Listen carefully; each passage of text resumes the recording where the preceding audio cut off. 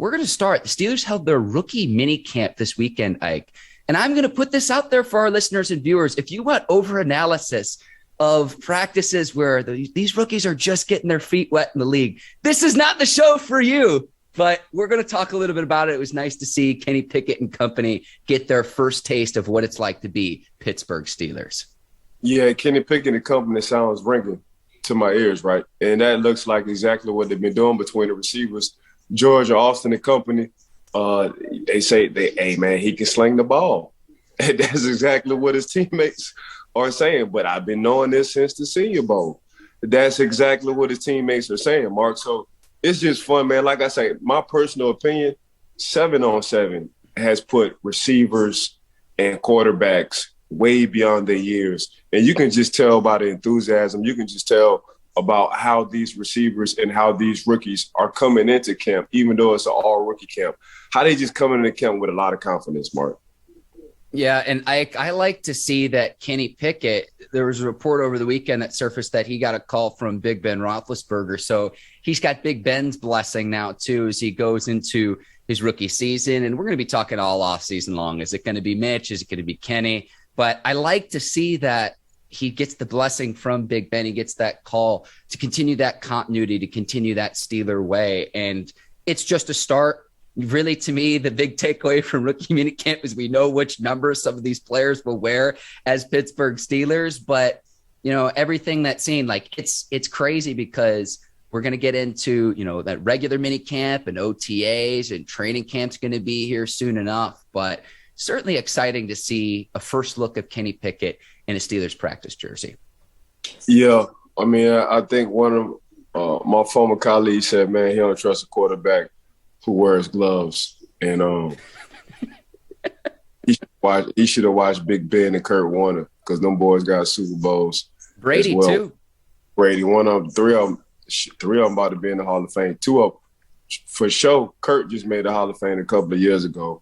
We all know Seven is going to make the Hall of Fame, and we all know the GOAT definitely is going to get into the Hall of Fame. He probably get into that thing next year if he retires. So, yeah, man, but it's crazy. But I just like to talk around town. I was up there, Mark, doing Ryan Shazier Gala, just support my dog, and you know the city's excited about these young rookies. You know, I'm excited too. You know, then come to find out, you know, homegrown Kenny Pickett, he was right next door, so he ain't even have to change his mailbox or his area code or his zip code. Now he will have to change his zip code because he has a lot more money than he did last year, Mark. So his zip code definitely will change. But, man, it's just a fun, exciting time. And also just reflecting back, Mark, the head coach T come on our show and just break down where he was as far as like a coach trying to scout and draft players, the world tour on drafting players. And also, man, just getting a guy who was right next door and having the hands-on and knowing this guy named Kenny Pickett for so long.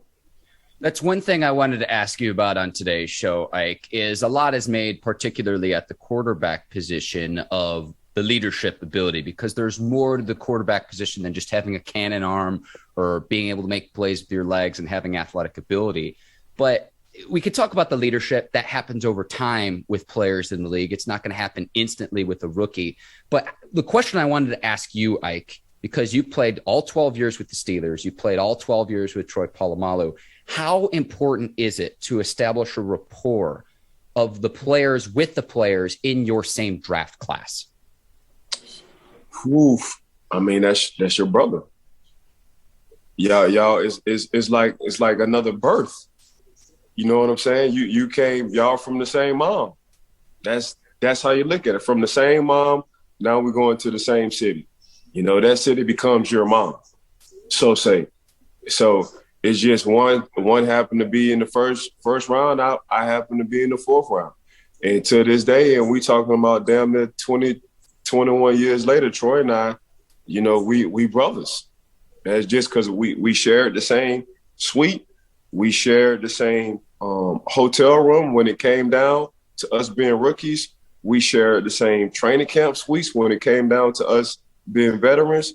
We shared the same airplane roles when it came down to traveling. It's just you share the same thoughts. You learn each other. We talk to each other as a family.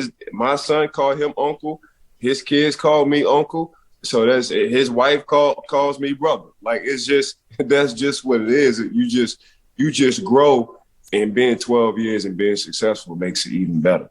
And the fact that I acknowledge, this dude, you know how hard it is. You know how comfortable you have to be to come in with somebody on the same drive class, having that kind of bond and brotherhood, and tell yourself, this dude is way better than me.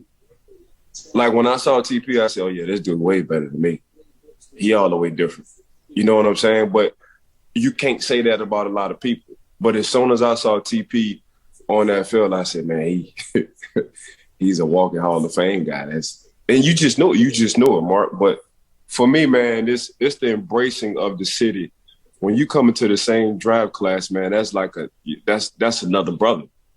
And Troy's like my brother. Well, Troy is my brother. But that city embraced both of us. We gave that city, we came into the facility to have 4 Super Bowls. We gave that city 2. So I think Coach T said it best. Once you win Super Bowls in Pittsburgh, you're on a lifetime scholarship. That's just what it is. But having Troy as my brother in my corner, man, that's it's a reason why I do things I do. It's a reason why I feel the way I feel, because this dude genuinely cares about me. But then again, Mark, like you say, once you come into the same draft class, that person becomes your brother. And you just add the 2 Super Bowls and 12 years later onto it. And hopefully the Steelers can add to that with this new rookie class. A lot of offensive talent. The offense gets younger. They get faster as well, which is certainly exciting. And I've said this before, and I'm going to be a broken record, but I'm going to say this again. Deontay Johnson's like the elder statesman of this offensive group, and he's only 25. So it's certainly exciting that the Steelers finally have some speed on the field to take the top off defenses. They have players now that can take it the distance, that can take it to the house, where so much has been underneath the last 2 seasons. So that's what excites me, where it's just like, man, we might have an offense that once they put everything together, it'll be really, really fun to watch. And I think that will take time. I don't think that's going to happen right away, but I do expect there to be a progression for the Steelers offense as the season goes along in 2022. Ike, I've got 2 more questions for you before we go. Go ahead, Ike. Questions. Mark, they got 2 Lions on the outside between George and Chase that love to block. So we talking about some attitudes sitting out there. When I saw what we all knew, Chase, we know what he can do when it comes down to the blocking. We saw that over the course of a couple of years now. But the fact that George Pickens, the rookie wide receiver from Georgia, acknowledges that, yeah, when I don't have the ball, I'm blocking your ass in the dirt, because that's something I want to do. That mindset on the outside, and I'm just talking about this as a corner, it makes the game even longer. Like, dang, this dude don't mind blocking. I'm about to have a long day. Because if they run the ball on my side, usually receivers, they try to get off the blocks real easy. But now you got a receiver, now 2 receivers that wants to block.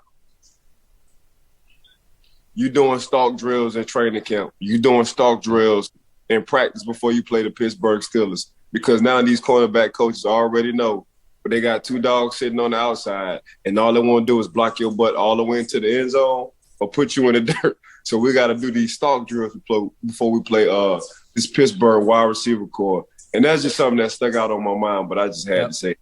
Yeah, and let me piggyback off this too, Ike. So a stalk drill is when a DB is going up against one-on-one against a receiver who's got to shed the block, get to the ball carrier, and make a tackle. Ike, I do want to ask you, did you see the clip of George Pickens absolutely kicking butt against the Georgia Tech defensive back? So you're shaking your head, yes. If I squint my eyes, Ike, it's like, maybe he could do the same thing against the Baltimore Ravens. I don't want to see him get ejected, but I absolutely loved seeing that attitude with George Pickens. It's like, if I squint my eyes, it's like, Georgia Tech kind of looks like Baltimore. I'm hoping we see that same attitude, the willingness to block, that's a want to, this upcoming season, and I think we will. And if George Pickens can channel that attitude in the right way, for the second round, Steelers, I'm very, very excited to see what he can do. I think the Steelers really got a good one in George Pickens. Yeah, so you hit something on the head. So Chase don't give a what. We saw that in the offseason when he got into the fight. And we already know George Pickens don't give a what either. I'm telling you, it's going to be a joy watching these young receivers not only compete, but fight to get the ball. You know what I'm saying? It's going to be hard on corners trying to cover these guys because usually you think a receiver as a diva or finesse kind of player. Between George and Chase, ain't nothing finesse about them. They're going to a gala with ripped jeans, Tim's on, and a tank top. That's their attitude. They're channeling their inner Heinz Wardike. Correct.